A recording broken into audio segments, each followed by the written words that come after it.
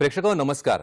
Hello डॉक्टरच्या या भागामध्ये मी डॉक्टर प्रशांत जाधव आपल्या सर्व प्रेक्षकांचं मनपूर्वक स्वागत करतो. मित्र, आपण पाहतो की अनेक जागतिक दिवस साजरे होताना आपण पाहतो, ऐकतो. हे जागतिक दिवस जे आहेत हे साजरे करण्यामागे WHO म्हणजे वर्ल्ड हेल्थ ऑर्गनायझेशन अर्थात जागतिक आरोग्य संघटनेचे जे मुख्य उद्दिष्ट आहे ते म्हणजे लोकांमध्ये जनजागृती निर्माण करणं आणि आरोग्य विषयक जे महत्त्वाचे मुद्दे आहेत या मुद्द्यांवर लोकांचा दृष्टिक्षेप आणि त्यामधील त्यांची सकारात्मक बदल त्यांच्या वागणुकीमध्ये एक सुधारणा त्यामध्ये घडवून आणणं आणि त्यासाठी त्यांना प्रेरित करणं हा मुख्य उद्दिष्ट यामागे आहे. आजचा दिवस मित्र हो 8 जून हा आंतरराष्ट्रीय दिवस जगभरातील ब्रेन ट्यूमर रुग्णांसाठी आणि मेंदूच्या या आजाराविषयी या जटिल आजाराविषयी जनजागृती करण्यासाठी खास करून निश्चित करण्यात आलेला आहे. विशेष करून हा दिवस ब्रेन ट्यूमरच्या जागरूकतेसाठी आणि त्यावर होणाऱ्या अनेक अशा वेगवेगळ्या उपचारांसाठी त्या उपचारांची माहिती लोकांपर्यंत पोहोचविणे हा महत्त्वाचा उद्देश यामागचा आहे आणि यासाठी तो निश्चित करण्यात आलेला आहे. 2025 मध्ये जर आपण बोलायचं झालं तर हा दिवस ब्रेन ट्यूमरच्या समस्या आणि उपचारांवर जागरूकता निर्माण करण्यासाठी समर्पित केला गेलेला आहे.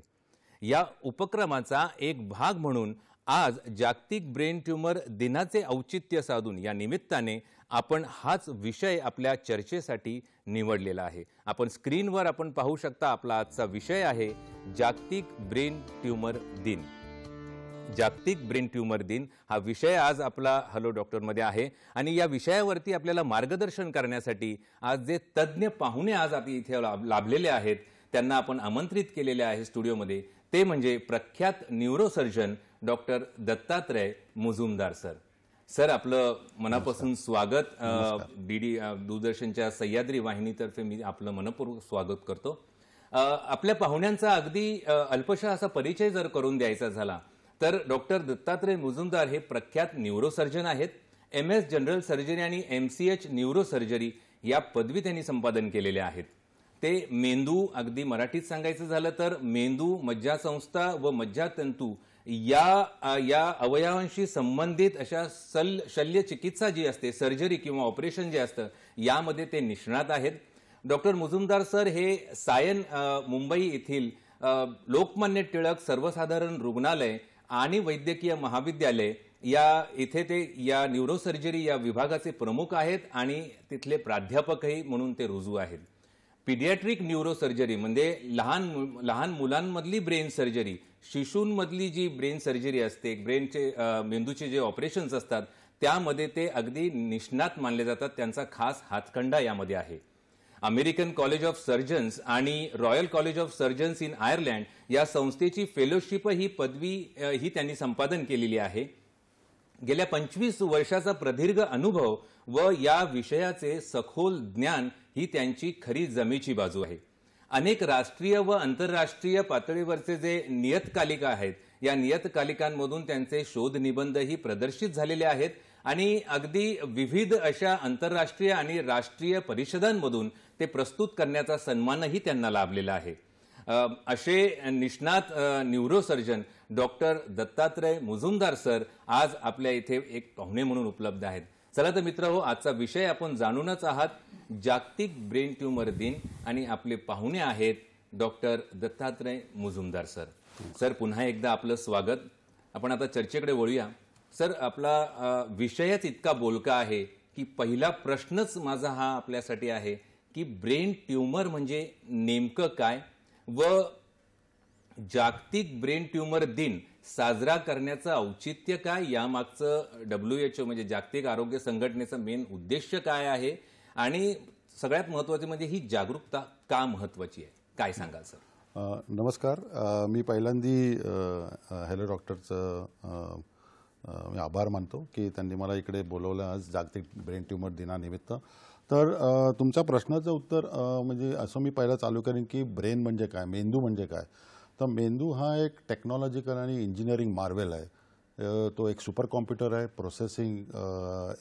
एक प्रोसेसर आहे ज्याची तुलना आतापर्यंत कशाचीच करता येत नाही. म्हणजे आपण आज स्पेसमध्ये गेलो आहोत, आपण आज अत्याधुनिक गाड्या किंवा काही टेक्नॉलॉजिकली सगळी साधनं आपल्याकडे आहेत, पण ब्रेन अजूनपर्यंत कोणाला कळलेलं नाही आहे. आणि ब्रेनची जिकडे असं एक अद्भुत असं एक निसर्गाचं ते एक साधन आहे. तर त्याच्यामध्ये जवळजवळ चेतपेशी ज्या आपण म्हणजे त्याला न्यूरॉन्स आपण म्हणतो, त्यात जवळजवळ 100 बिलियन न्यूरॉन्स आहेत. आणि आतमध्ये जे त्याचे सहयोगी पेशी आहेत आणि जे काही त्यांचे जे मज्जातंतू आहेत, हे कुठल्याही प्रगत हायवेजना, जे आपण फ्लायओव्हर्स आणि हायवेज म्हणतो, ह्यांना लाज आणेल. कारण त्याची मी काही डायग्राम्स तुम्हाला दाखवीन की त्याच्यामध्ये इतकी गुंतागुंतीची आहे की त्याचं जे आम्हाला संशोधन आणि जे काय आम्हाला त्यातनं मार्ग काढावे लागतात, हे खूप चॅलेंजिंग आहे. तर आपल्या मेंदूमध्ये तुम्ही बघाल तर मेंदूचं वेट फक्त 1200 ग्रॅम असतं. आपल्याला मेंदूचं वेट जाणवत नाही. का जाणवत नाही? एवढं जर एक किलोच्या वर जर काही आपल्याकडे जर वजन असेल तर ते आपल्याला जाणवतं. पण केवळ आपलं मेंदूच्या आजूबाजूला आपली जे फ्लुइड असतं, ज्याला आपण CSF म्हणतो, त्याने आणि त्या CSFच्या बॉयन्सीमुळे म्हणजे त्याचा जो बफर मेकॅनिझम आहे त्याच्यामुळे तुम्हाला त्याचं वेट जाणवत नाही. आणि मेंदूच्या बेसिकली 2 भाग आहेत, एक राईट आणि एक लेफ्ट. हे मी आता जे 2 सेपरेट करतो. तर उजवा ब्रेन जो आहे तो नेहमी सर्जनशील आणि नेहमी तो क्रिएटिव्ह असतो, सर्जनशील असतो आणि काहीतरी आपलं म्युझिक किंवा लिटरेचर किंवा ह्याच्यामध्ये प्रगत असतो, कलानेमर. आणि लेफ्ट ब्रेन जो आहे तो नेहमी प्रबळ असतो, तो निर्णयात्मक असतो. आपण जे सगळे डिसिजन्स घेतो ते नेहमी लेफ्ट ब्रेनने घेतो. तर ब्रेनचे जे मोठा मेंदू जो आहे तो मी तुम्हाला दाखवला, हा मोठा मेंदू आहे आणि तो तुम्हाला स्क्रीनवर पण दिसतोय. तर मोठ्या मेंदूचे 4 पार्ट्स आहेत आणि एक पुढचा पार्ट, मधला पार्ट आणि पाठचा पार्ट. तर पुढचा जो पार्ट आहे मेंदूचा, 4 ब्रेन म्हणतो आपण त्याला, तर त्या मेंदूच्या याच्यामध्ये आपलं सगळं भावना किंवा व्यक्तिमत्व किंवा आपली जी लक्ष साधण्याची जी प्रक्रिया आहे ती ह्या मेंदूमध्ये आहे. त्याला प्रीफ्रंटल कॉर्टेक्स असं म्हणतात. आणि जी मधला मेंदू आहे त्याच्यामध्ये आपली सगळी आपले संवेदना, आपल्या हातापायामधली संवेदना किंवा हातापायाची हालचाल ही या सेंटरमधनं होते. आणि जो अनुमेंदू असतो, जो खालचा मेंदू असतो, त्याच्यामध्ये कोऑर्डिनेशनचं असतं. म्हणजे आपण जे सगळ्या हालचाली करतो त्या सरळतेने आणि एकदम सरळ आणि नीट प्रिसाइसली व्हाव्या यासाठी हा छोटा मेंदू, ज्याला सेरेबेलम म्हणतो, तो करतो. आणि बाकीचं जे असतं त्याला मेंदूचं जे म्हणतो आपण फांदी किंवा स्तंभ, त्याच्यामध्ये पण आपले मेन सेंटर्स असतात. सगळे आपले डोळ्याचे केंद्र किंवा ऐकण्याचे केंद्र किंवा आपले बॅलन्स, हा सगळा आणि श्वासोश्वासाचे केंद्र, खाण्यापिण्याचे, हे सगळे केंद्र त्या सेल्समध्ये असतात, त्या स्तंभामध्ये असतात. त्याला आपण पॉन्स, मिड ब्रेन आणि मेडुला ऑब्लंगटा असं म्हणतो. आणि त्याचं खाली मज्जारज्जू म्हणजे स्पायनल कॉर्डमध्ये रूपांतर होतो, जो आपल्या कण्यामध्ये खालपर्यंत जातो. तर अशी मेंदूची रचना जी आहे ती, मी नुसतं उघडला मेंदू तर तुम्हाला कळेल की आतमध्ये किती कॉम्प्लेक्स आहे तो. तर ह्याच्यामध्ये हे जे सगळे जे फायबर्स आहेत ते मी तुम्हाला दाखवीन. पहिलं म्हणजे तुम्हाला स्क्रीनवर जे दिसतं आहे ते जे मेंदूची रचना आहेत, तर त्याच्या पुढे जर तुम्ही जाल तर तुम्हाला कळेल की आपल्या मेंदूचे जे सगळे फंक्शन्स आहेत हे सगळे डिसायडेड आहेत. म्हणजे कुठलाही फंक्शन जो आहे पार्टचा तो एकदम डिसायडेड आहे. तुम्ही बघाल की आपण जे बघतो, जे आपलं दृश्यग्रहण आहे ते मेंदूच्या पाठच्या भागामध्ये, त्याला व्हिज्युअल कॉर्टेक्स असं म्हणतात. आणि आपले जे वाचा असते ती लेफ्ट साईडच्या ब्रेनमध्ये टेम्पोरल लोबमध्ये असते. तर ह्या सगळ्या ज्या सगळ्या फंक्शन्स आहेत या सगळ्या ऑलरेडी प्री डिसायडेड आहेत. आणि तुम्ही असं बघाल की हे जे पुढचं मी तुम्हाला दाखवलेलं आहे हे मेंदूच्या आतमधले हायवेज आहेत, हे सगळे पाथवेज आहेत. हे खूप सूक्ष्म डिसेक्शन करून हे सगळे जे फायबर्स म्हणतात, त्याला मज्जातंतू म्हणतो आपण, असे असंख्य हायवेज आहेत. आणि ह्या हायवेजमधनं आपली सगळे ब्रेनची इन्फॉर्मेशन प्रोसेस होते. म्हणजे जी रासायनिक इन्फॉर्मेशन असते ती विद्युत ऊर्जेमध्ये, इलेक्ट्रिकल एनर्जीमध्ये कन्वर्ट होते. आणि त्याच्यामुळे आपली जी चेतना आहे, कॉन्शियसनेस आहे, हा सगळा त्याच्यामुळे असतो. आणि हे मेंदू सक्रिय राहण्यासाठी आपले हार्ट, लंग्स, किडनीज हे सगळे त्याला फुलासारखं ठेवतात. तर ब्रेन ट्यूमर ह्याच्यामध्ये, आता ब्रेन ट्यूमर कशामुळे होतो, या चेतपेशी ज्या असतात या कधीकधी त्यांचं संक्रमण हे प्रमाणाबाहेर जातं आणि त्याचे न्यूरॉन्स आणि त्याचे सहयोगी पेशी, हा ब्रेन ट्यूमर जो आपण नॉर्मली ग्लायोमा म्हणून जो ब्रेन ट्यूमर आपण नेहमी जो ऐकतो तो या सहयोगी पेशीमधनं असतो, म्हणजे सपोर्टिंग सेल्समधनं. ते सपोर्टिंग सेल्स त्या न्यूरॉन्सना न्यूट्रिशन देत असतात, त्यांचं संगोपन करत असतात. पण कधीकधी काही जेनेटिक किंवा काही एपिजेनेटिक मेकॅनिझम म्हणतो आपण त्याला, की त्याच्यामुळे ह्याच्यामध्ये या संक्रमणामध्ये प्रमाणाबाहेर प्रॉलिफरेशन होतं आणि त्यातनं आपल्याला ब्रेन ट्यूमर निर्माण होतो, जो कुठेही असू शकतो. या सगळ्या एवढ्या मोठ्या अफाट मेंदूमध्ये हा कुठेही निर्माण होऊ शकतो. खूप छान सर. अतिशय सोप्या अशा भाषेमध्ये इतक्या जटिल अशा संरचना जी आहे मेंदूची, त्याचं तुम्ही सुलभ अगदी करून आमच्या प्रेक्षकांना सांगितलं, त्याबद्दल खूप धन्यवाद. अगदी एक गोष्ट याच्यातून लक्षात आलेली आहे की माणसाचा मेंदू हा निसर्गाने दिलेली ही सर्वात विलोभनीय आणि अमूल्य अशी देणगी माणसाला लाभलेली आहे. नक्कीच हीच गोष्ट यातून अधोरेखित झाल्याची आपल्याला दिसते. सर, या जागरूकता, आता ब्रेन ट्यूमर्सबद्दल तुम्ही सांगितलं की ब्रेन ट्यूमर म्हणजे मेंदूतील एक प्रकारची गाठ आहे आणि मेंदूतल्या पेशींमधून असंतुलित आणि अनियंत्रित अशी वाढ जेव्हा त्यांची होते त्याला आपण ब्रेन ट्यूमर असं संबोधतो. सर, ह्याच्यामध्ये जागरूकता निर्माण करणं, कारण आज आपण जो विषय आहे तो जागतिक ब्रेन ट्यूमर दिन या पार्श्वभूमीवर आपण चर्चा करतो, तर ह्या जागरूकतेमागचं मुख्य उद्देश काय आहे असं आपल्याला जाणवतं? याच्यामध्ये काय झालं की आपण थोडंसं इतिहासात गेलं तर आपल्याला कळून येईल की 50 वर्षापूर्वी किंवा 60-70 वर्षापूर्वी या ब्रेन ट्यूमर्सना काही ट्रीटमेंट नव्हती, डायग्नोसिस नव्हतं, ट्रीटमेंट नव्हती. आणि बरेच ब्रेन ट्यूमर एक कोणाला झाला की पेशंट गेला जमा आहे असं फॅमिली गृहीत धरायची आणि जर तो हॉस्पिटलमध्ये गेला आणि पुन्हा जर जिवंत बाहेर आला तर नशीब समजायचे. पण आज बरोबर परिस्थिती 360 डिग्रीज उलटी झालेली आहे. त्याच्यामुळे या ब्रेन ट्यूमर जागृती दिनाचं महत्त्व असं आहे की जर कुठल्याही फॅमिलीला किंवा कुठल्याही माणसाला किंवा याला जर ब्रेन ट्यूमरची लागण झाली किंवा गाठ डायग्नोसिस झालं तर त्याने हताश होऊ नये. मेन म्हणजे ह्याला आज आधुनिक ट्रीटमेंट्स आहेत, टेक्नॉलॉजिकल ॲडव्हान्स एवढा आहे की आम्ही जर डायग्नोसिस लवकर झालं आणि डायग्नोसिस लवकर व्हावं अशी आमची अपेक्षा असते, म्हणजे ते वेळेत जर त्याचं डायग्नोसिस झालं तर ट्रीटमेंट पण लवकर करता येते आणि त्याचं पुढची पोस्ट ऑपरेटिव्ह ट्रीटमेंट पण त्याला लवकर देता येते, जेणेकरून त्याचं नॉर्मल जे क्वालिटी ऑफ लाईफ जी आपण म्हणतो की ती आपण एनहान्स करू शकतो. आणि हे सगळे पेशंट्स पुन्हा सोसायटीमध्ये पुन्हा इंटिग्रेट होऊ शकतात, म्हणजे ते त्यांच्या व्यवसायामध्ये परत जाऊ शकतात, ते नॉर्मल लाईफ जगू शकतात आणि पूर्ण इनफॅक्ट फॅमिलीसुद्धा त्यांची होऊ शकते आणि लाँग लाईफ त्यांना मिळू शकते. तर या दृष्टिकोनातून हा जागृतिक ब्रेन दिवस जो आहे हा त्या अवेअरनेस क्रिएट करण्यासाठी आहे. आणि मी तुम्हाला सांगू इच्छितो की ल्युकेमिया हा सगळ्यांना माहिती आहे, ब्लड कॅन्सर, पण ल्युकेमिया नंतर जर दुसरा कुठला कॉमनेस्ट ट्यूमर असेल तर तो ब्रेन कॅन्सर आहे, ब्रेन ट्यूमर आहे. तर त्या दृष्टिकोनातून सुद्धा हे महत्त्वाचं आहे की आपण ब्रेन ट्यूमर्सना महत्त्व दिलं पाहिजे. खूप छान सर. खूप सोप्या भाषेत आपण ही सगळी गोष्टी, ही जटिल परिस्थिती सांगितलेली आहे. नक्कीच ब्रेन ट्यूमरबद्दल सरांनी जे सांगितलं ते म्हणजे की इतकं भयावह असा हा शब्द जरी वाटला तरी त्यामध्ये कुठेही माणसाला मलिन होण्याचं कोणतंही कारण नाही किंवा दुःखी होण्याचं कारण नाही, कारण त्यावरती आता आधुनिक उपचार पद्धती ही उपलब्ध आहे. त्या विषयावरती आपण नक्कीच पुढे चर्चा करणार आहोत. त्यांच्या लक्षणांबद्दल, त्यांच्या निदानांबद्दल, त्याच्या उपचारांबद्दल या सर्व गोष्टी आपण पुढे पाहणार आहोत चर्चेच्या अंती. पण आता इथे वेळ झालेली आहे एका छोट्याशा विश्रांतीची, तर कुठेही जाऊ नका, पाहत राहा आपला आवडता कार्यक्रम हॅलो डॉक्टर.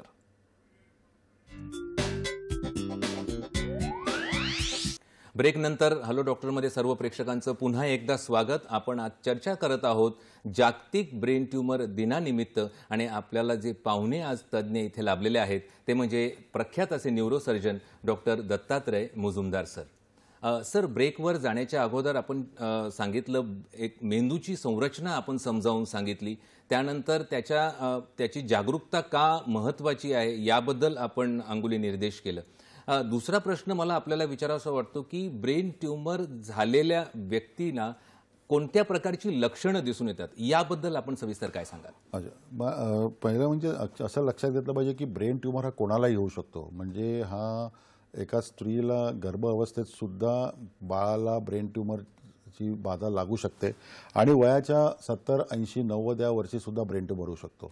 आता दोन्ही स्पेक्ट्रम्समध्ये ह्या ब्रेन ट्यूमर कुठेही कधीही कोणालाही त्याची लागवण होऊ शकते. त्यासाठी आपल्याला सतर्क राहायला पाहिजे. आता मी असं जर म्हटलं की लहान मुलांचं म्हटलं तर युजली गायनेकॉलॉजिस्ट अल्ट्रासाऊंड करतात, फिटल MRI करतात. आजकाल तर ते कॉमन झालेलं आहे. तर त्यामुळे अल्ट्रासाऊंडमध्ये जर काही दिसून आलं तर लगेच MRI करून जर ब्रेन ट्यूमर डायग्नोज झाला तर त्याची प्रक्रिया नंतर पुढे करू शकतो की ते बाळ जन्माला येऊ द्यायचं की नाही येऊ द्यायचं, त्याचं काय स्थिती असेल त्याप्रमाणे डिसिजन घेता येतं. म्हणजे हा पुढचा जो प्रॉब्लेम आहे तो आपण अवॉइड करू शकतो. नंतर जे आपण बालावस्थेत जे ट्यूमर्स येतात किंवा काय होतात तर सडनली कधी कधी काय होतं की मुलाचं डोकं मोठं होतं, मुलाचे जे टाळू असतो तो फुगतो, डोक्यावरच्या ज्या नसा असतात त्या फुगतात आणि बाळ कधी कधी खूप चिडचिडं होतं, दूध किंवा काही घेणं बंद करतं, सारखं झोपून असतं किंवा किरकिरं होतं. अशा वेळेला काही गोष्टी आपण रूल आउट केल्यानंतर जर बाळाचं डोकं प्रमाणाबाहेर जर मोठं होत असेल तर त्याला इन्व्हेस्टिगेशन करणं, त्वरित पिडियाट्रिशियनला किंवा तुमचे नजीकचे जे डॉक्टर आहेत त्यांना दाखवणं गरजेचं आहे. कारण त्याच्यामधनं आपल्याला पुढचं इन्व्हेस्टिगेशन करता येतं. यंग एजमध्ये काय होतं की काही माणसांना कधी कधी कळून येत नाही, कुठेतरी डोकं दुखतं आहे आपलं, पण त्याच्यामध्ये क्लिनिकल एक्झामिनेशन हे खूप महत्त्वाचं आहे. आजकाल परिस्थिती अशी झाली आहे की कुठेही गेला माझं डोकं दुखतं म्हटलं तर MRI करतात लोक. ते बरोबर नाही आहे. कारण MRI कधी कसा करायचा नाही. तुम्ही सगळ्यांचाच MRI केला तर आपली सिस्टम ओव्हरवेल्म होईल. त्या लोकांना MRIचे वेटिंग पिरियड जास्ती होईल. त्यामुळे जो डॉक्टर योग्य त्या डॉक्टरकडे तुम्ही गेला तर त्यांनी क्लिनिकल हिस्ट्री आणि क्लिनिकल एक्झामिनेशन हे खूप महत्त्वाचं आहे.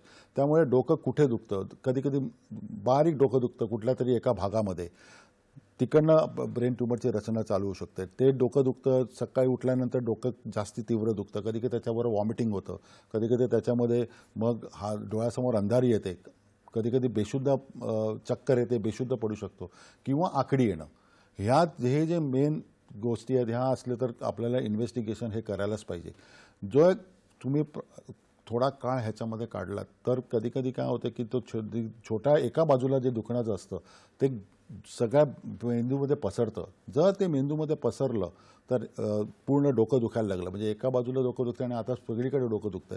त्याचा अर्थ की ब्रेनमध्ये प्रेशर वाढलेलं आहे आणि याच्यामुळे ग्लोबली ब्रेनमध्ये त्याचं प्रेशर वाढल्यामुळे हा ग्लोबल हेडेक्स होतात त्याच्यामध्ये. नंतर त्याच्यामध्ये सिम्पटम्स काय दिसून येतात की माझं दिसायचं कमी झालेलं आहे किंवा एका पायाची हालचाल कमी झालेली आहे किंवा तोल जातो आहे, वारंवार पडतोय. तर ही जी सटल लक्षणं आहेत ती जर काही काळानंतर जर ती काही तुम्ही जनरल प्रॅक्टिशनरकडे गेला, त्यांनी औषधं दिली, नाही बरी झाली तर नेक्स्ट स्टेप की तुम्ही आयदर फिजिशियन, न्यूरोलॉजिस्ट किंवा न्यूरोसर्जनकडे जाऊन याचं डायग्नोसिस केलं पाहिजे. खूप सुंदर पद्धतीने सांगितलं सर. आपली चर्चा आज प्रेक्षकांपर्यंत पोहोचते आहे आणि आपल्याला फोन यायला सुरू झालेले आहेत. तुकारामजी यवतमाळ इथून आपल्याला कॉल करतायत, त्यांचा फोन जोडला गेलेला आहे. तुकारामजी, आपला प्रश्न विचारा. हा सर, हे ब्रेन ट्यूमरचा आता विषय चालू आहे डॉक्टरांचा. हां, प्रश्न विचारा तुमचा. आमचा प्रश्न आहे की आपला पॅरालिस कशामुळे होतो, अटॅक येण्याचा प्रकार काय आहे त्याच्यात? खूप सुंदर, धन्यवाद आपल्या प्रश्नाबद्दल तुकारामजी. सर काय सांगाल, पॅरालिसिस कशामुळे होतं? आता तुम्ही आपण जो लकवा म्हणतो किंवा पॅरालिसिस म्हणतो तो कधी कधी आपली रक्तवाहिनी चोकअप झाल्यामुळे होतो. स्ट्रोक हा पण एक ब्रेन ट्यूमरचा कारण असू शकतं. म्हणजे जर ब्रेन ट्यूमरची जी गाठ आहे ती जर आपल्या हातापायाच्या केंद्रांवर जर प्रेशर टाकत असेल आणि ती काही काळामध्ये जर ती मोठी होत असेल, ती कॅन्सर असेल किंवा नॉन कॅन्सरच असेल, जर ती प्रेशर टाकत असेल आपल्या हातापायाच्या केंद्रावर तर पॅरालिसिसने पेशंट येऊ शकतो. अचानक पॅरालिसिस झाला, समजा जर त्वरित आता बरा आहे आणि आत्ता जर पॅरालिसिस झाला तर तो युजली स्ट्रोकमुळे असतो. स्ट्रोक म्हणजे मेंदूला रक्तपुरवठा कमी झाल्यामुळे तो पॅरालिसिस झाला असतो. तो आणि ब्रेन ट्यूमर हा थोडा वेगळा आहे. म्हणून म्हणतो की हा जर पॅरालिसिसचा पेशंट आला, सडन पॅरालिसिस किंवा काही दीर्घ काळाने जर हातापायातली पॉवर जर कमी होत गेली तर जी दीर्घ काळामध्ये जी पायामध्ये जी पॉवर कमी होते त्याच्यामध्ये ब्रेन ट्यूमर असण्याची शक्यता जास्ती आहे. काही ब्रेन ट्युमर असतात की जे सडन पॅरालिसिसमुळे पण डिटेक्ट होऊ शकतात. पण एनिवे CT स्कॅन किंवा MRI करणं याच्यामध्ये गृहीत धरलं जातं आणि ते ब्रेन ट्युमरचं निदान डायग्नोसिस लवकरात लवकर होऊ शकतं. या निमित्ताने पॅरालिसिसबद्दलही सरांनी इथे सांगितलं की ब्रेन ट्युमरचं लक्षण हातापायातलं कमकुवतपणा किंवा वीकनेस असू शकतो, पण पॅरालिसिस मागची कारणं मेंदूतील रक्तस्राव किंवा रक्त पुरवठा खंडित होणे ही दोन्ही असू शकतात. खूप छान सर. आपण लक्षणांबद्दल बोलत होतो सर. लक्षणांबद्दल अजून काही सांगता येईल की, आणि त्याचे ब्रेन ट्युमरचे प्रकार काय काय आहेत याबद्दलही सांगा. ब्रेन ट्युमरचे प्रकार सुद्धा ही मजेशीर आहे की ब्रेन ट्युमर हा बेसिकली 3 प्रकारचा आहे. एक आपण म्हणतो की कॅन्सरस ब्रेन ट्युमर, त्याला ग्लायोमा म्हणतो, म्हणजे सहयोगी पेशीमधनं जो निर्माण होतो तो ट्युमर. दुसरा ट्युमर जो आहे तो ब्रेनच्या बाहेरनं येतो, म्हणजे प्रायमरी ब्रेन ट्युमर नाही आहे, पण कॅन्सरस ट्युमर जो ब्रेस्ट, लिव्हर, लंग किंवा कोलॉन किंवा प्रोस्टेट म्हणजे या इकडनं ट्युमर ब्रेनमध्ये पसरतो, तर त्याला मेटास्टॅटिक कॅन्सर असं म्हणतात. तिसरा काइंड ऑफ ट्युमर आहे जो बिनाईन ट्युमर म्हणतो, जे नॉन कॅन्सरस ट्युमर आहे. तर त्याला बेसिकली एक commonest non cancerous brain tumour म्हणजे मेनिंजिओमा, एपिडर्मा, हे मी तुम्हाला नावं फक्त सांगून इच्छितो. पण benign tumour, non cancerous, cancerous tumour आणि मेंदूच्या बाहेरनं येणारे ट्युमर असे 3 प्रकारचे हे कॅन्सर्स असतात. आणि लहान वयामध्ये येणारे म्हणजे बालकाच्या पहिल्या वर्षामध्ये किंवा दुसऱ्या वर्षामध्ये येणारे हे कॅन्सर्स वेगळे असतात. ते जास्ती लो ग्रेड कॅन्सर किंवा हाय ग्रेड कॅन्सर असण्याची त्याच्यामध्ये शक्यता जास्ती असते. आणि त्याचे प्रोटोकॉल, त्याचे ट्रीटमेंट्स ह्या वेगळ्या आहेत. तर अशा प्रकारचे हे 3 प्रकारचे कॅन्सर्स आहेत. आता ह्या कॅन्सरमध्ये कदाचित पेशंटला कधी काहीही सिम्पटम नसतो. पेशंटला दुसऱ्या कारणासाठी काहीतरी कधी असं असतं की पेशंट डोळ्याच्या डॉक्टरकडे जातो, दिसायला कमी आहे म्हणून, त्याला वाटतं की चष्मा लागला आहे म्हणून. पण जेव्हा डोळ्याचा डॉक्टर आतमध्ये बुबुळामध्ये लाईट टाकून बघतो की त्याला कळतं की ब्रेनचा प्रेशर वाढलेला आहे. तर डोळ्याच्या डॉक्टरांकडनं पिट्युटरी ट्युमर्स म्हणतात त्याला, म्हणजे आपली जी पिट्युटरी ग्रंथी असते त्यातनं ट्युमर्स निघतात. तर ते डोळ्याच्या डॉक्टरांच्या द्वारे किंवा एंडोक्राईन डॉक्टरच्या द्वारे हे आम्हाला डायग्नोस होतात. तर न्यूरोसर्जरी किंवा न्यूरोलॉजिकल ब्रांच अशी आहे की गायनेकॉलॉजी सोडून बाकी सगळ्या ब्रांचेसशी आमचा संबंध असतो. ऑफ्थॅल्मॉलॉजी, डोळ्याचे डॉक्टर, कानाचे डॉक्टर, फिजिशियन्स, सर्जन्स, ह्यांच्याशी आमचा संबंध असतो. तर हा कुठल्याही मार्गे ब्रेन ट्युमर डायग्नोज होऊ शकतो. वेगवेगळे प्रकार अतिशय छान पद्धतीने आपण समजावून सांगितले, आणि किती वेगवेगळे डॉक्टर्स, वेगवेगळे तज्ज्ञ एखाद्या गोष्टीच्या निदानामध्ये जेव्हा सामील असतात, यालाच आपण मल्टीडिसिप्लिनरी म्हणू शकतो सर. नक्कीच एकमेका सहाय्य करू, अवघे धरू सुपंत, अशा प्रकारचा तो अप्रोच आहे. खूप छान सर. आता पुन्हा आपल्याला प्रेक्षकांचे कॉल यायला लागलेले आहेत. संतोषजी वाशिमवरून आपल्याला कॉल करतायत. संतोषजी, आपला प्रश्न विचारा.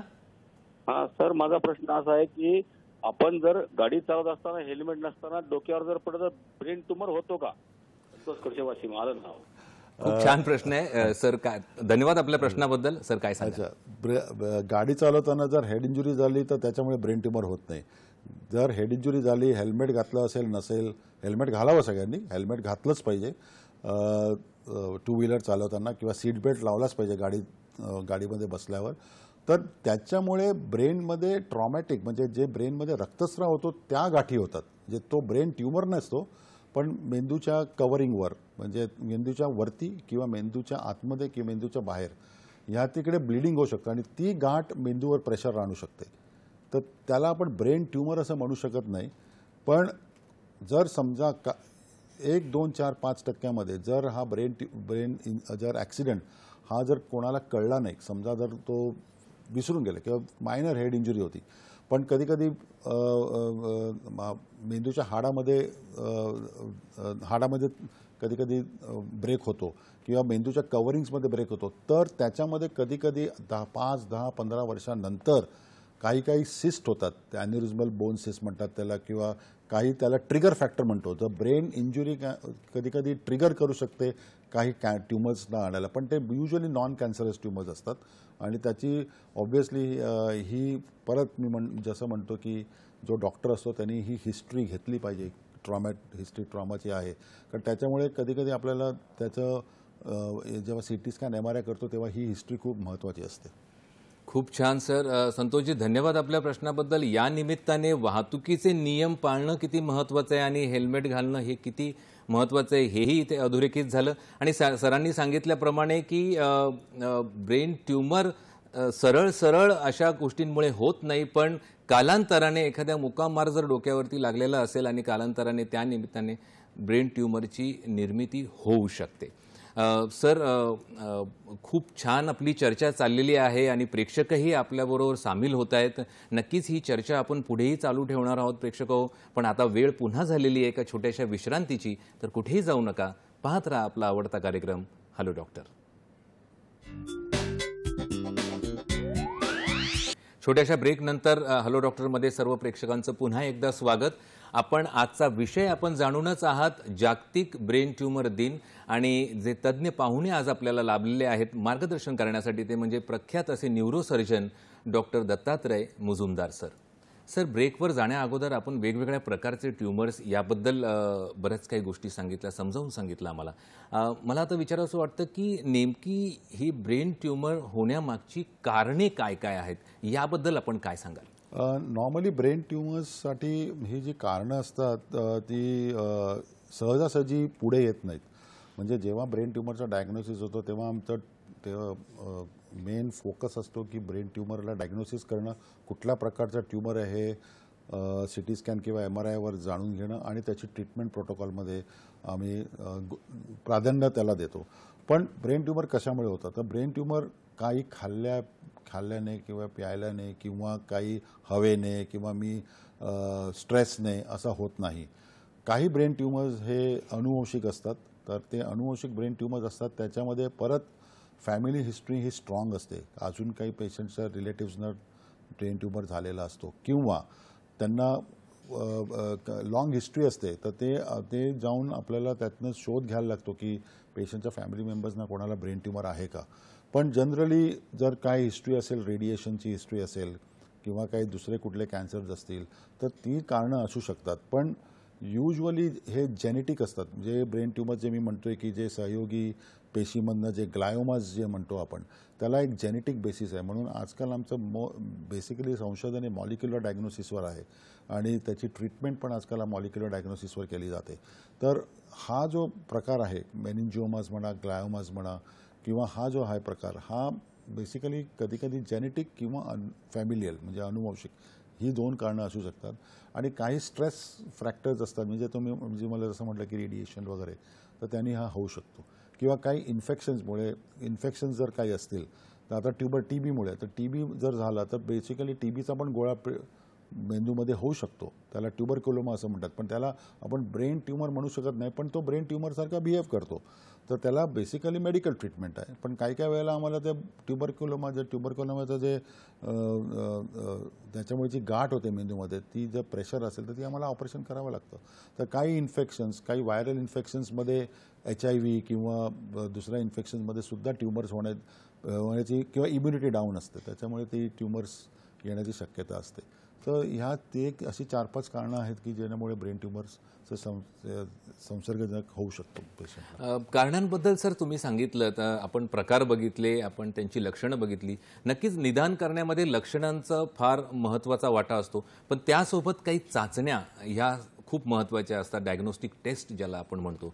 तर अशा कोणकोणत्या चाचण्या सध्या ब्रेन ट्यूमर्सचं निदान करण्यासाठी उपलब्ध आहेत, त्याबद्दल काय सांगाल? सगळ्याच लोकांना इकडे माहिती आहे, कारण आजकाल CT स्कॅन MRI हे सगळेच लोक काही आपण जस्ट कुठेतरी आपण काही वस्तू आणायला दुकानामध्ये गेलो तसं CT स्कॅन ब्रेन आणि MRI करतात आजकाल. तर बेसिकली जेव्हा न्यूरोसर्जन एक्झामिन करतो, एक्झामिनेशनमध्ये जर आम्हाला जर काही आढळलं की काही पेशंट्सना काहीतरी निशाण असतो, ज्याच्यामुळे चरबीच्या गाठी असतात, तर त्याच्यामुळे आम्हाला त्या चरबीच्या गाठी असतात किंवा काही त्याला आम्ही श्वानोमा म्हणतो किंवा न्यूरोफायब्रोमा म्हणतो. जर आम्हाला त्या गाठी जर दिसल्या चामडीच्या खाली, तर आणि पेशंटला जर दुसरं ब्रेन ट्यूमरचे सिम्पटम्स असतील तर कदाचित हीच गाठ ब्रेनमध्ये असू शकते. तर बेसिकली क्लिनिकल हिस्ट्री आणि क्लिनिकल एक्झामिनेशन खूप महत्त्वाचं आहे. आणि पहिली जी चाचणी आज आम्ही जर ब्रेन ट्यूमर जर डायग्नोसिस झाल्याचं जसं करायचं असेल, तर आम्ही आजकाल डायरेक्टली MRI करतो. CT स्कॅन हा पूर्वी CT स्कॅन असायचा कारण MRI नव्हता. MRI 1980-85 नंतर आला, तर त्याच्या अगोदर तर CT स्कॅनच होता आणि त्याच्या अगोदर अँजिओग्राफी होती. म्हणजे हा जो प्रकार आहे, आता हे तुम्हाला जे स्क्रीनवर दिसत आहेत हे विविध प्रकारचे ब्रेन ट्यूमर्स आहेत. काही ठिकाणी CT स्कॅन आहे, तिकडे CT स्कॅन नेहमी मेनली हाडाची रचना दाखवतो आणि MRI हा मेंदूची रचना दाखवतो. तर तुम्हाला कळेल की हे जे तुम्हाला जे जे जे स्क्रीनवर जे पांढरं दिसतं आहे जे मेंदूच्या आतमध्ये, हा ब्रेन ट्यूमर आहे. तर तुम्ही विचार करू शकाल की ब्रेन ट्यूमर हे किती साईजचे असू शकतात. म्हणजे एका स्मॉल लिंबापासनं ते टेबल टेनिसच्या बॉलपासनं ते क्रिकेट बॉलपर्यंत एवढे मोठे साईजचे ट्यूमर्स असतात.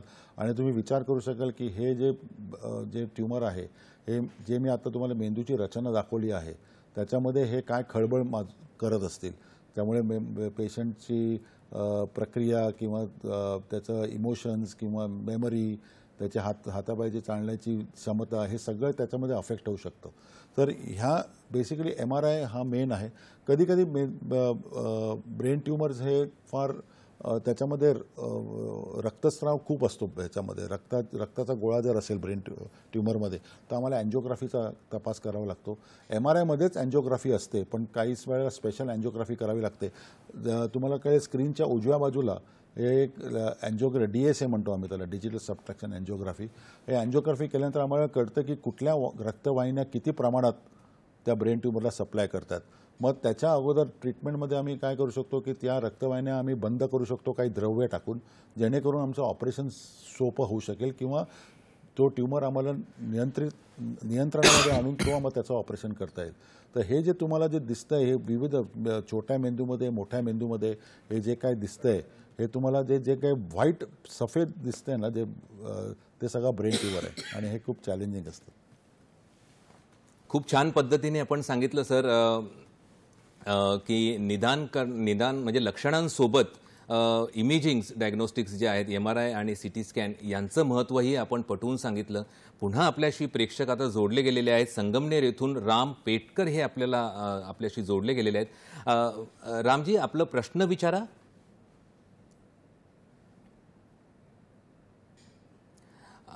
कदाचित काही तांत्रिक कारणामुळे त्यांचा फोन आपल्याशी संपर्क तुटलेला आहे, पण त्यांचा प्रश्न असा होता सर की कन्व्हल्जन्स म्हणजे ज्याला फिट येणे असं जेव्हा आपण म्हणतो, याचा आणि ब्रेन ट्यूमरचा, मेंदूच्या गाठीचा काही संबंध आहे का, असा त्यांचा प्रश्न होता.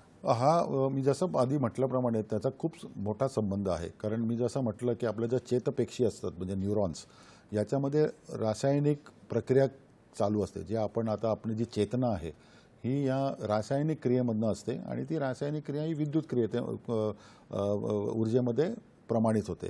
तर ह्याच्यामध्ये जर काही गडबड झाली, याच्यामध्ये जर ते मी म्हटलं की जर चेतपेशी किंवा सहयोगी पेशी जर प्रमाणाबाहेर वाढू लागल्या तर ह्या रासायनिक प्रक्रियेमध्ये जर बदल झाला तर त्याच्यामधनं फिट निर्माण होऊ शकते. कारण ती रासायनिक क्रिया जर बरोबर नाही झाली तर त्याची ऊर्जा, जी विद्युत ऊर्जा असते, ती कन्व्हल्जनच्या रूपामध्ये आपल्याला दिसते. तर हा एक सरळ समीकरण आहे की रासायनिक क्रियामध्ये जर काही गडबड झाली बायोकेमिकल लेवलला, तर ती इलेक्ट्रिकल एनर्जीमध्ये सुद्धा त्याचं डिस्रप्शन होतं आणि ते फिटच्या याच्यामध्ये निर्माण होतं. धन्यवाद राम पेटकरजी आपल्या या प्रश्नाबद्दल. या निमित्ताने नक्कीच आपल्या प्रश्नाचं उत्तर आपल्याला मिळालेलं असेल, आपल्या शंकाचं निरसन नक्कीच झालेलं असेल अशी मी अपेक्षा करतो. सर, चाचण्या झाल्यानंतर मुख्यतः येतो ती गोष्ट म्हणजे उपचार. कोणकोणत्या उपचार पद्धती उपलब्ध आहेत ब्रेन ट्यूमर संबंधित? ब्रेन ट्यूमरसाठी आजकाल खूप प्रगत उपचार पद्धती अवेलेबल आहे. म्हणजे आज मी असं म्हटलं की समजा जर मी अजून एक तुम्हाला सांगू इच्छितो की तिसरा प्रकारचा कॅन्सर जो मेटास्टॅटिक कॅन्सर आहे त्याला आम्ही पेट स्कॅन करतो. तर पेट स्कॅन केल्यामुळे आम्हाला पूर्ण बॉडीमध्ये कुठे ट्यूमर आहे हे कळतं, in addition to the brain. So हा PET scan, MRI, PET scan, CT scan आणि अँजिओग्राफी हे जे मेन डायग्नोस्टिक मोडॅलिटीज ज्या आपल्या झाल्या की त्याच्यानंतर जेव्हा ट्रीटमेंटचा पार्ट येतो तेव्हा आम्हाला जाणून घ्यायचं असतं, जरी MRIवर जरी डायग्नोसिस असलं तरी ॲक्च्युअली टिश्यू डायग्नोसिस म्हणजे तो जो ब्रेन ट्यूमर आहे, ती गाठ आहे, ती त्याचा तुकडा घेतल्याशिवाय, ते मायक्रोस्कोपमध्ये एक्झामिन केल्याशिवाय आम्ही पुढची ट्रीटमेंट करत नाही. तर जे सर्जरी ही मेन आहे. तर सर्जरी आता बऱ्याच प्रकारच्या असू शकतात. एक ओपन सर्जरी असू शकते किंवा एक स्टिरोटॅक्टिक सर्जरी असेल. स्टिरोटॅक्टिक म्हणजे आम्ही समजा जर मेंदूची गाठ खोलवर असेल आणि तिकडे छोटी असेल, खोलवर असेल आणि जर पेशंटच्या जीवाला धोका निर्माण होऊ शकेल असू असेल, कारण इकडे मेंदूमध्ये 1 मिलीमीटरवरच्या डिस्टन्सवर सुद्धा इतका रॅडिकल डिफरन्स होऊ शकतो की पेशंट होताचा नव्हता होऊ शकतो. तर 1 मिलीमीटरच्या रेंजमध्ये जर ऑपरेट करायचं असेल डायग्नोसिस घेण्यासाठी, तर आमच्याकडे आजकाल फ्रेम्स असतात, काही स्टिरोटॅक्टिक फ्रेम म्हणतो आम्ही त्याला, ते वापरून आम्ही किंवा न्यूरो नॅव्हिगेशन, आमचे जसं कॉकपिटमध्ये, पायलटच्या कॉकपिटमध्ये जसं GPS असतं, तसं तुम्हाला स्क्रीनवर हा दिसेल, राईट साईडला न्यूरो नॅव्हिगेशन नावाचं जे मशीन आहे, ते अत्याधुनिक मशीन आहे. त्याच्यामध्ये आम्ही MRI रजिस्टर करतो आणि त्याचे कोऑर्डिनेट्स घेतो. म्हणजे त्याची जी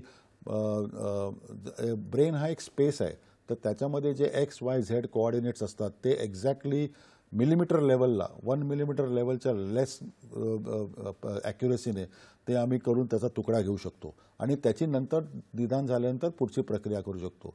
जे मोठे ट्यूमर्स असतात, ज्याला ब्रेनमध्ये प्रेशर निर्माण होतं, त्याला आम्हाला ओपन ऑपरेशन करून तो ब्रेनचा ट्यूमर काढावा लागतो.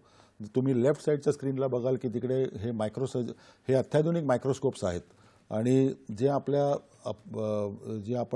ज्या नवीन गाड्या, ज्या लक्झरी कार्स बघतो कुठल्याही, त्याच्यामध्ये जी टेक्नॉलॉजी आहे त्याच्यापेक्षाही जास्ती प्रगत टेक्नॉलॉजी आहे.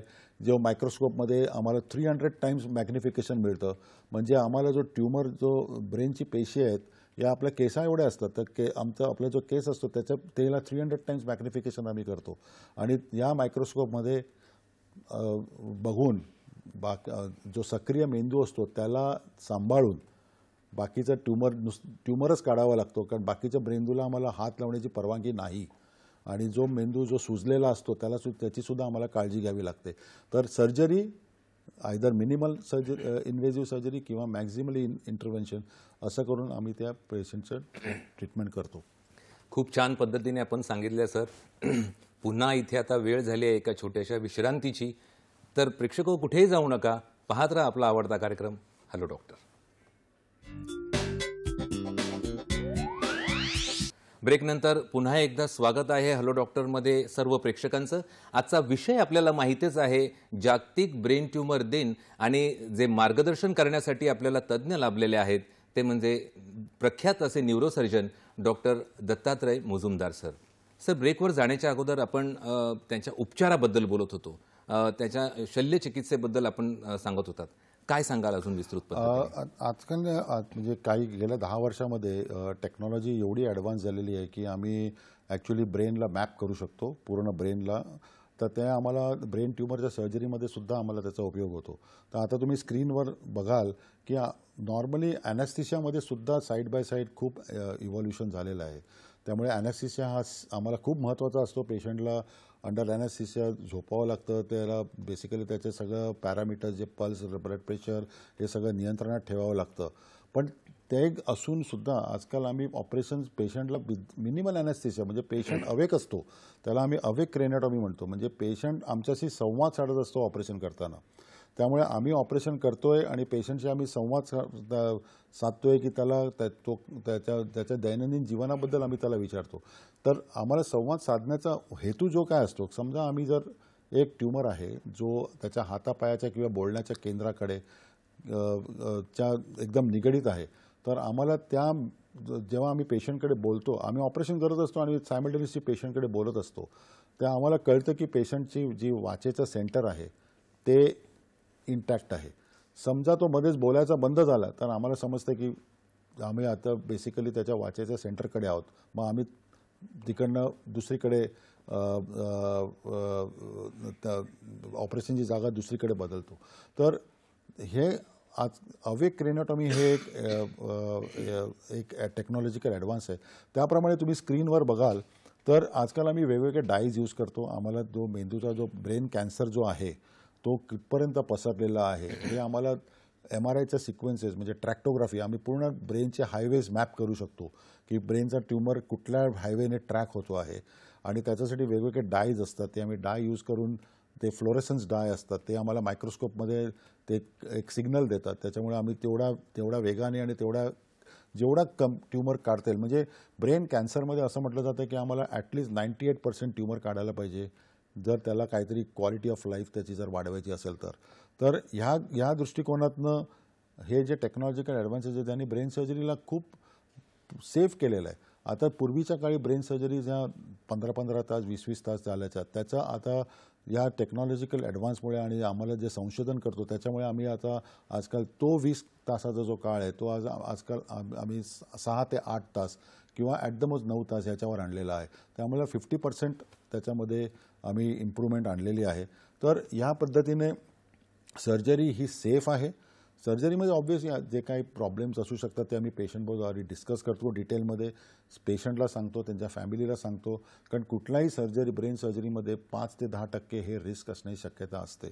म्हणजे पॅरालिसिस, सूज वाढणे, पेशंटला फिट्स येणे किंवा पेशंटचं ब्रेनमध्ये प्रेशर वाढणे, व्हेंटिलेटर लागणं, ह्या ज्या गोष्टी असतात त्या आम्ही पेशंटबरोबर डिटेलमध्ये डिस्कस करून ते कन्सेंट घेऊन मगच आम्ही पुढे जातो. आणि पेशंटचा हा पूर्ण विश्वास हा न्यूरोसर्जनवर असल्यामुळे आमचंही बळ वाढतं आणि आम्ही एक चांगला रिझल्ट त्याला देऊ शकतो. खूप छान पद्धतीने समजावून सांगितलं सर. गेल्या 50 वर्षापासून म्हणजे 50 वर्षापूर्वीची जी उपचार पद्धतीने आजची याच्यामध्ये जमीन आसमानाचा नक्कीच फरक आहे. आपल्याला आता इथे फोन आलेला आहे, सिद्धेश्वर यांचा फोन आहे आपल्याला. सिद्धेश्वरजी, प्रश्न विचारा आपला. प्रश्न सर माझा असा आहे की माझ्या घरात 5 वर्षाच्या मुलाला ब्रेन ट्यूमर होता, तो आम्ही काढलेला आहे.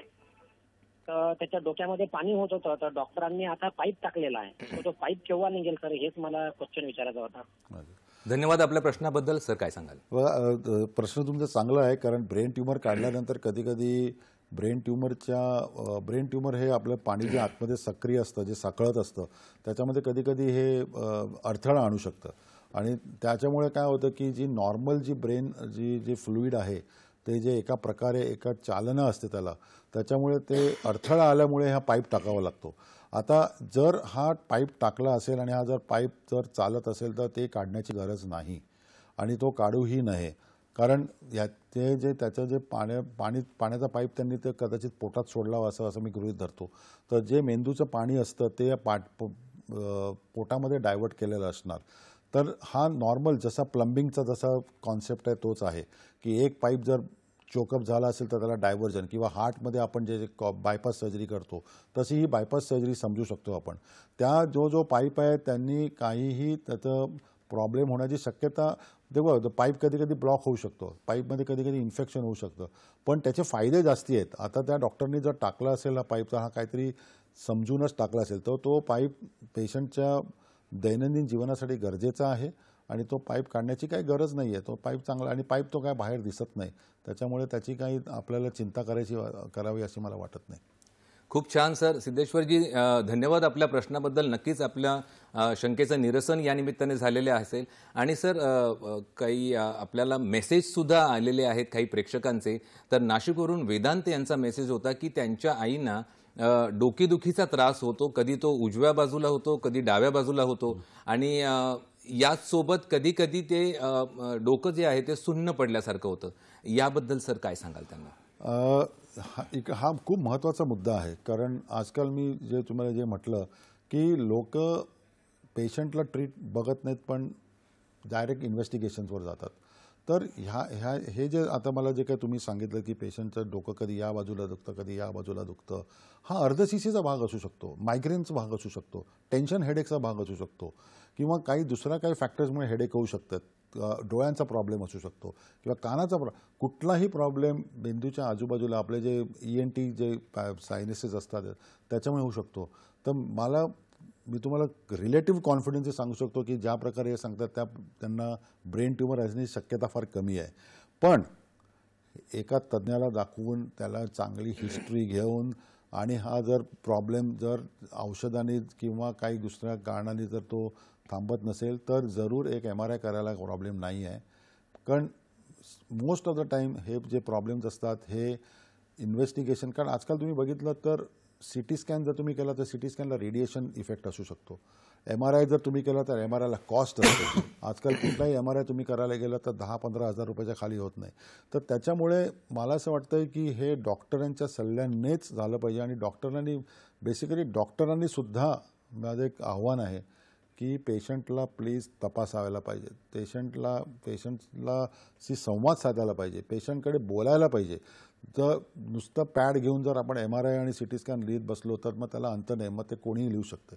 तर मला असं म्हणायचं आहे की हा तुमचा जो प्रॉब्लेम आहे हा मोस्टली ब्रेन ट्यूमर नाही आहे, पण त्याची प्लीज शहानिशा करून घ्यावी आणि नसेल तर एक MRI करायला काही प्रॉब्लेम नाही. वेदांतजी, धन्यवाद आपल्या प्रश्नाबद्दल. त्यानिमित्ताने डोकेदुखी या विषयाचं थोडीशी चर्चा आपण डिटेलमध्ये केली की प्रत्येक डोकेदुखी ही ब्रेन ट्यूमरमुळे असतेच असे नाही. ब्रेन ट्यूमरमध्ये डोकेदुखी हे लक्षण नक्कीच आहे. खूप छान पद्धतीने सरांनी समजावून सांगितलं. सर, उपचार पद्धतीमध्ये आपल्याकडे खूप वेळ कमी राहिलेला आहे आता. उपचार पद्धतीमध्ये अजून काही आपल्याला सांगायचं आहे का? जरूर. जसं मी म्हटलं की तुम्हाला बेसिकली सर्जरी हे ब्रेनचं प्रेशर इफेक्ट रिड्यूस करण्यासाठी, म्हणजे पेशंटला ते जे प्रॉब्लेम्स आहेत, हेडेक, वॉमिटिंग किंवा जे व्हिज्युअल ब्लॅकआउट्स, गिडीनेस हे होतात, त्याच्यातनं पेशंट बरा झाला की त्याचं मग जे आम्ही ते ट्यूमर काढतो त्याचं जे काय ट्यूमरचा जो नेचर असतो त्याच्याप्रमाणे पेशंटला कॅन्सरच असेल तर मग त्याच्यापुढे रेडिएशन थेरपी, किमोथेरपी द्यावी लागते. आजकाल ब्रेनची किमोथेरपी ही इतर किमोथेरपींसाठी सारखी नसते. ब्रेनची किमोथेरपी ही ओरल किमोथेरपी असते, म्हणजे टॅबलेट्स घ्यावे लागतात महिन्यातनं 5 दिवस आणि काही काळ घ्यावे लागतात. त्याचा एक प्रोटोकॉल आहे. आणि बाकीच आजकाल ज्या ब्रेनचं ट्यूमर आम्ही काढतो त्याच्यावर मॉलिक्युलर टेस्टिंग होतं. त्या मॉलिक्युलर टेस्टिंगप्रमाणे बेसिकली ब्रेन ट्यूमर्स अजून क्लासिफाय केले जातात की हा चांगल्या दर्जाचा ट्यूमर आहे, मध्यम दर्जाचा ट्यूमर आहे की खराब ट्यूमर आहे. त्याप्रमाणे आजकाल टार्गेटेड थेरपीज असतात. टार्गेटेड थेरपीज म्हणजे काय की आजकाल मोनोक्लोनल अँटीबॉडीज, म्हणजे जे आपण अँटीबॉडीज तयार करतो त्याची ट्रीटमेंट आहे. आणि ह्या थेरपीज आता इझिली अवेलेबल आहेत. आणि काही काही ठिकाणी आम्ही वॅक्सिन्ससुद्धा आता अवेलेबल आहेत. पण वॅक्सिन्स म्हणा, हे टार्गेटेड थेरपीज म्हणा, ह्याच्यामध्ये 2 गोष्टी आहेत प्राधान्याने सांगू इच्छितो की ते अजून अंडर ट्रायल्स आहेत, त्याचे लॉंग टर्म रिझल्ट्स माहिती नाहीत. आणि तिसरं म्हणजे त्याचे अजून अवेलेबिलिटी सगळीकडे नाही आहेत. तर तुम्ही जर बघाल तर टाटा मेमोरियल कॅन्सर सेंटर हे ब्रेन कॅन्सरसाठी त्यांच्याकडे संशोधन चालू आहे. तर त्याच्यामध्ये तुम्हाला आपल्याला माहिती जास्ती मिळू शकते. आणि अशा प्रकारे रेडिएशन, किमोथेरपी, टार्गेटेड थेरपीज आणि काही अजून थेरपीज अशा आहेत की समजा थर्मोकोॲग्युलेशन, आम्ही ब्रेन ट्यूमर आजकाल लेझरनी जाळतो किंवा ब्रेन ट्यूमर आम्ही हाय फ्रिक्वेन्सी अल्ट्रासाऊंड देतो. म्हणजे जे आपण अल्ट्रासाऊंडने मुतखडे जे आपण तोडतो तसे आम्ही ब्रेन ट्यूमरसुद्धा ब्रेक करतो. पण हे जे हाय फ्रिक्वेन्सी अल्ट्रासाऊंड आहे किंवा थर्मोकोॲग्युलेशन आहे, या ज्या थेरपीज आहेत या थेरपी अजून ट्रायल बेसिसवर आहेत. आणि त्या बेसिकली जे परत येणारे ट्यूमर्स असतात, रिकरंट ट्यूमर्स म्हणतो आपण, तर ते रिकरंट ट्यूमर्स आयदर कॅन्सरमध्ये पण येऊ शकतात आणि नॉन कॅन्सरस ट्यूमरमध्ये पण येऊ शकतात. म्हणजे जर पेशंटला ट्यूमर कॅन्सरस नाही आहे तरी तो ट्यूमरचा परत येऊ शकतो. तर बेसिकली हे जे आहेत त्या थेरपीज, या ॲडिशनल थेरपीज आहेत, पण त्यांचं संशोधन अजून चालू आहे. खूप छान पद्धतीने आपण सर एकदम सुलभ अशा भाषेमध्ये, अगदी सोप्या शब्दांमध्ये हा जटिल विषय आमच्या प्रेक्षकांना नक्कीच समजावून सांगितला. आणि त्यानिमित्ताने आजचा जो विषय आपला जागतिक ब्रेन ट्यूमर डे या निमित्ताने जे आपल्याला साध्य करायचं होतं ते नक्कीच साध्य झालेलं असेल. सर, आपल्या व्यस्त वेळापत्रकातून नक्कीच विषय मोठा आहे, पण वेळेची मर्यादा असल्या कारणाने आपल्याला हा भाग इथेच याला विराम द्यावा लागतोय. आपण इथे आपल्या व्यस्त वेळापत्रकातून आलात, आमच्यासाठी वेळ दिली त्याबद्दल दूरदर्शनच्या सह्याद्री वाहिनीतर्फे मी आपले मनपूर्वक आभार मानतो. धन्यवाद सर, आपण इथे आलात. प्रेक्षको, आपण पाहिलं की जागतिक ब्रेन ट्यूमर दिनाच्या पार्श्वभूमीवर या चर्चेतून जी महत्त्वाची गोष्ट आपल्या लक्षात आलेली असेल की ती म्हणजे न्यूरोलॉजिकल लक्षणे आणि अपंगत्व टाळण्यासाठी ब्रेन ट्यूमरचे लवकर निदान करणे आणि त्यानुसार लवकरात लवकर उपचार सुरू करणे हे अतिशय महत्त्वाचे आहे. आणि हेच अधोरेखित आजच्या आपल्या चर्चेतून झालेलं आहे. नक्कीच पुन्हा आपण एखाद्या नवीन विषयाला हॅलो डॉक्टरमध्ये घेऊन पुन्हा भेटूया आपल्या नवीन पाहुण्यांसोबत नवीन एका विषयासह. तोपर्यंत स्वस्थ रहा, मस्त रहा, आनंदित रहा. नमस्कार.